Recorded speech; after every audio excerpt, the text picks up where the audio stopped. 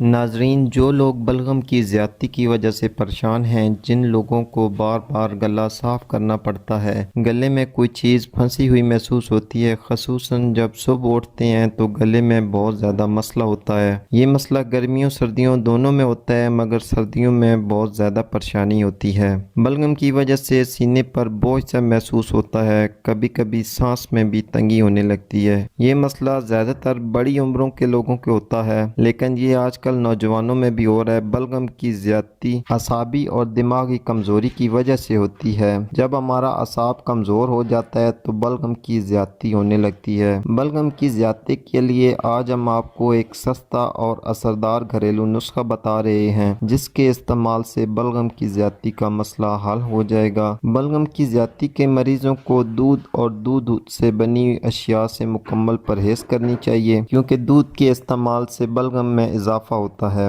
اس کے علاوہ ٹھنڈی چیزوں سے بھی مکمل پرہیز کریں۔ آئس کریم، کولڈ ڈرنکس، کافی وغیرہ سے اجتناب کریں تو بہت جلد بلغم کی زیادتی سے چھٹکارا حاصل کر سکتے ہیں۔ نسخے کے لیے ہمیں 3 چیزوں کی ضرورت ہوگی: 5 عدد کالی مرچ، 3 عدد لونگ اور 2 چھوٹے ٹکڑے دال چینی کے۔ یہ تینوں چیزیں 1 کپ پانی میں ڈال کر چولہے پر چڑھا دیں۔ جب پانی آدھا کپ رہ جائے تو فلٹر کر کے اس کو میٹھا کر لیں۔ اس کو میٹھا کرنے کے لیے آپ شہد کا استعمال کریں، اگر شہد نہ ملے تو چینی کا استعمال بھی کر سکتے ہیں۔ اس قہوے کو آپ نے نیم گرم ہی پینا ہے۔ یہ آپ نے روزانہ رات کو سونے سے پہلے استعمال کرنا ہے۔ اس کے چند دن کے استعمال سے بلغم کی زیادتی، سینے کی جکڑن، سانس کی تنگی وغیرہ دور ہو جائے گی۔ آج کے لیے اتنا ہی ناظرین، امید کرتا ہوں آج کی ویڈیو آپ کے لیے مفید ثابت ہوگی۔ اسی کے ساتھ اجازت چاہتا ہوں۔ اللہ حافظ۔